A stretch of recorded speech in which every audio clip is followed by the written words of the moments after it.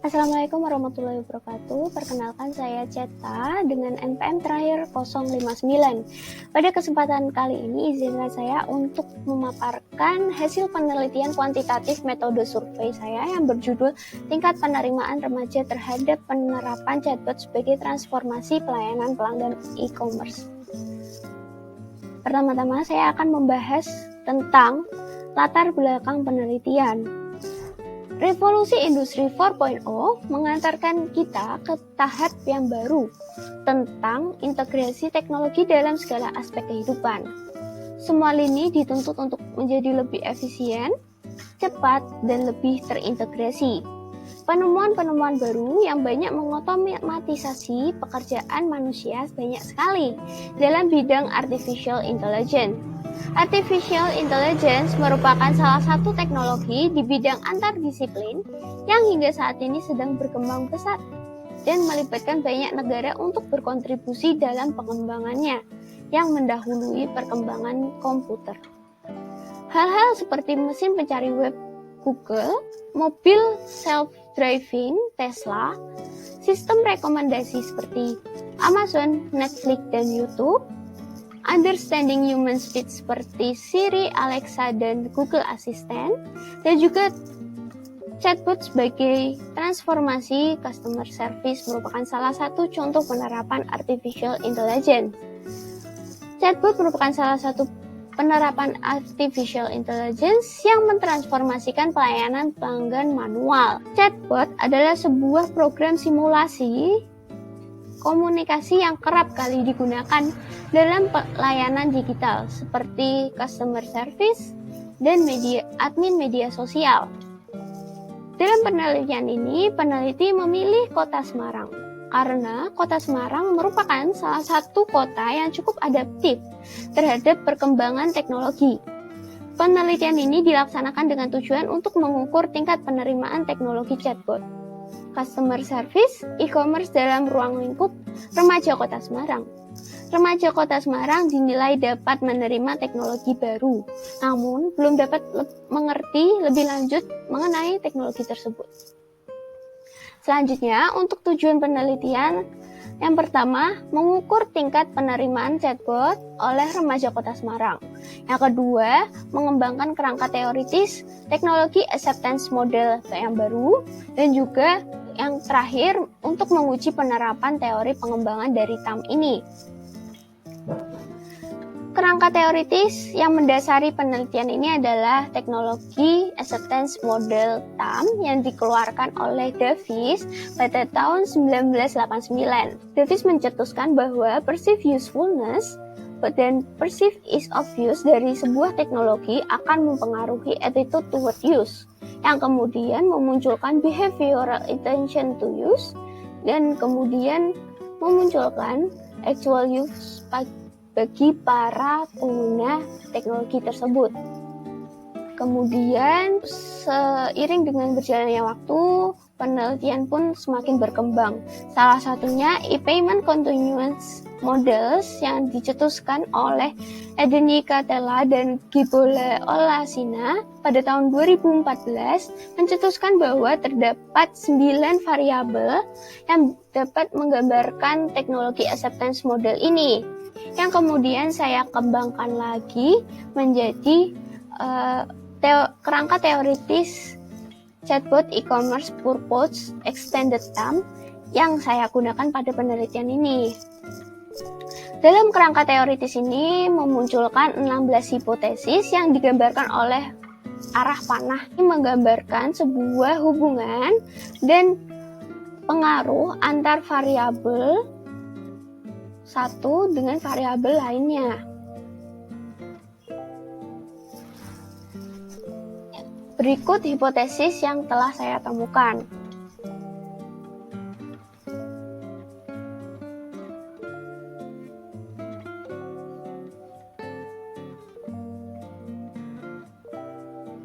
Kemudian, untuk populasi dan sampel dalam penelitian ini, peneliti mengambil dari populasi remaja di Kota Semarang dengan rentang usia 15 tahun sampai dengan 24 tahun dengan jumlah populasi kurang lebih 421.196 orang yang tersebar dalam 16 kecamatan dan terbagi atas laki-laki dan perempuan.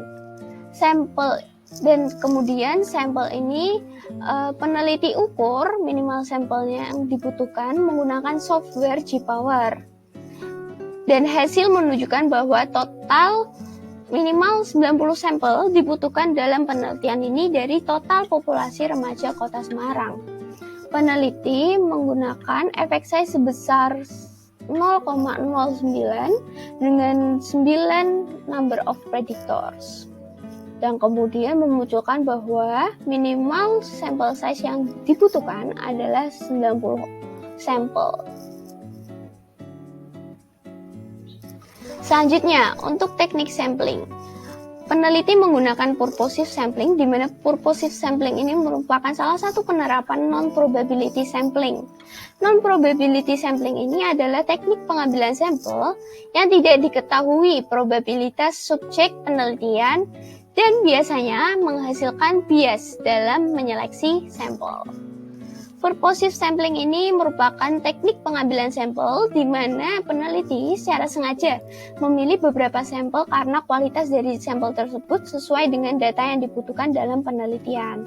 Dari hal ini, peneliti mengambil beberapa kriteria responden, seperti yang pertama, remaja dengan rentang usia 15-24 tahun, berpengalaman dalam menggunakan e-commerce, akan lebih baik pernah menggunakan pelayanan customer service dari e-commerce.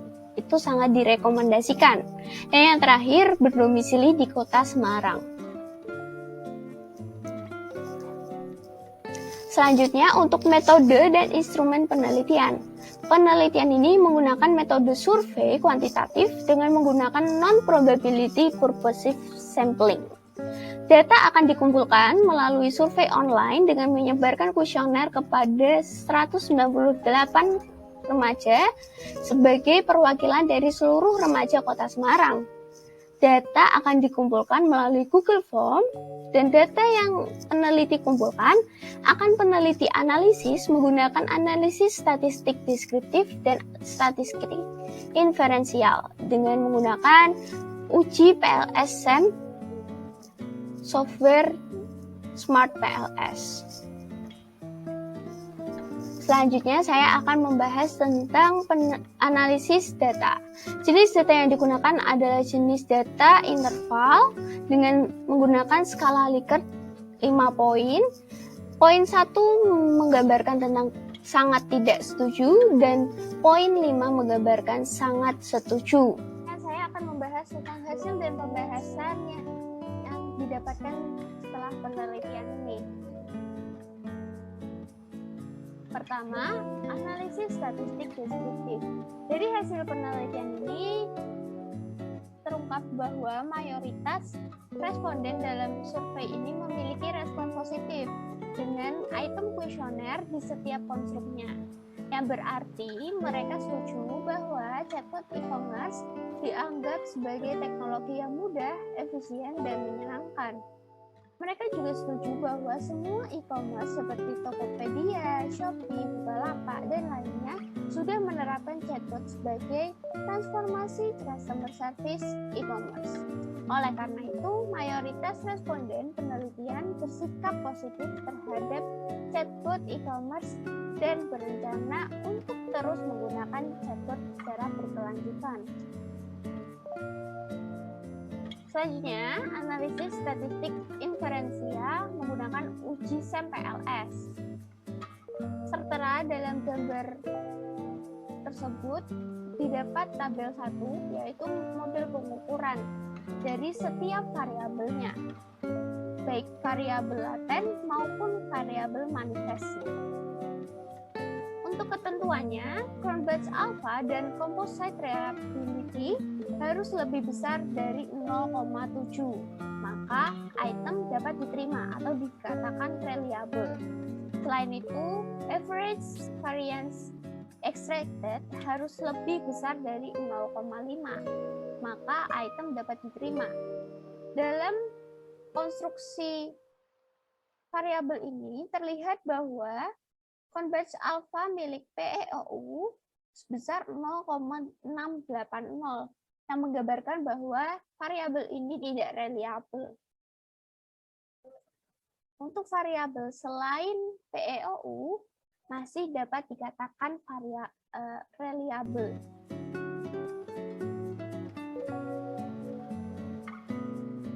Selanjutnya, tabel kedua yaitu tabel validitas diskriminan yang menggambarkan korelasi variabel laten dan akar kuadrat AV.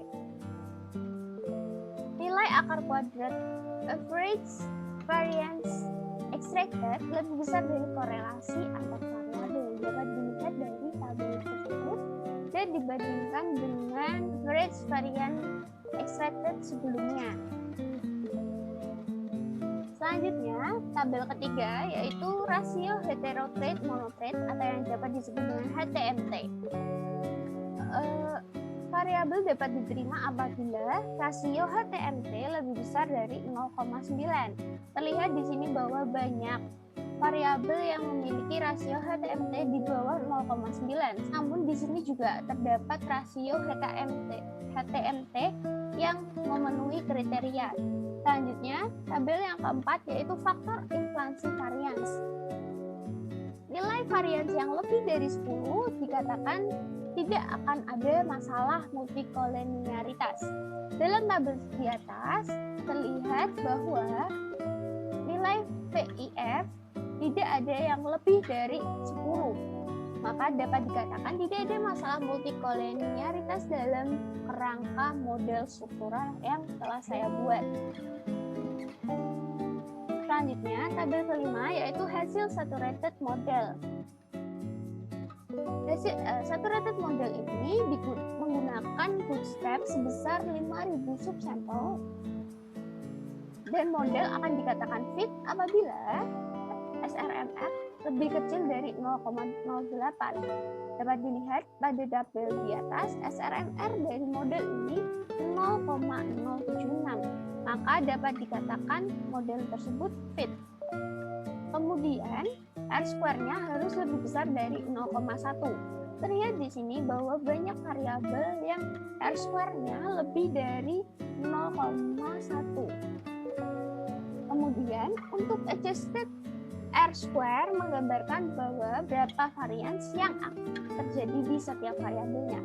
Sebagai contoh, saya akan menyebutkan satu variabel, yaitu variabel continuous intention memiliki 69,7% varians yang terjadi pada variabel tersebut.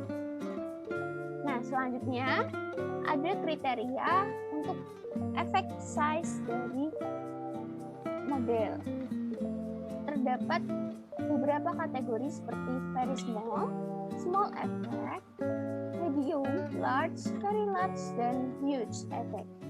Dalam variabel ATU, AU, dan PEOU terlihat bahwa effect size-nya terkategorikan dalam medium effect. Namun pada continuous intention terlihat bahwa effect size-nya terkategorikan dalam effect size yang very small. Selanjutnya, untuk tabel konstruksi hipotesis yang menunjukkan hipotesis diterima atau tidak. Dalam tabel tersebut terlihat bahwa banyak hipotesis yang ditolak. Hanya beberapa hipotesis yang diterima. Untuk hubungan secara langsung dapat diterima H11, H7, H2, H3, H1, dan H9. Hipotesis tersebut dapat diterima karena memiliki p-value yang lebih kecil dari 0,05. Selanjutnya, untuk hubungan secara tidak langsung atau indirect relation terdapat satu hipotesis yang diterima, yaitu hipotesis 6 yang menunjukkan relationship antara PU, PEOU, dan ATU. Dalam hal ini, p-value milik H6 lebih kecil dari 0,05, maka dapat diterima.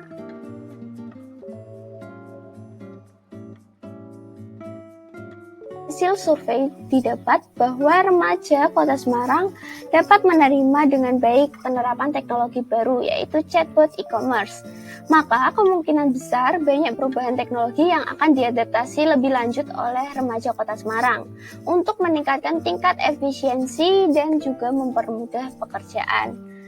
Dari hasil analisis data yang didapat, hal-hal yang mendorong penerimaan teknologi oleh remaja Kota Semarang adalah teknologi yang memiliki manfaat secara langsung, memudahkan dalam melakukan sesuatu, memiliki persepsi kegunaan yang positif, dan memiliki kecepatan respon yang tinggi. Kemudian, untuk saran, penelitian selanjutnya, peneliti dapat menggunakan software yang lebih memadai. Peneliti diharap untuk kedepannya lebih mengeksplorasi faktor-faktor yang mempengaruhi tingkat penerimaan masyarakat terhadap teknologi baru. Sekian dari presentasi saya. Apabila ada pertanyaan, bisa dihubungi melalui email saya yang tertera dalam layar tersebut. Terima kasih. Wassalamualaikum warahmatullahi wabarakatuh.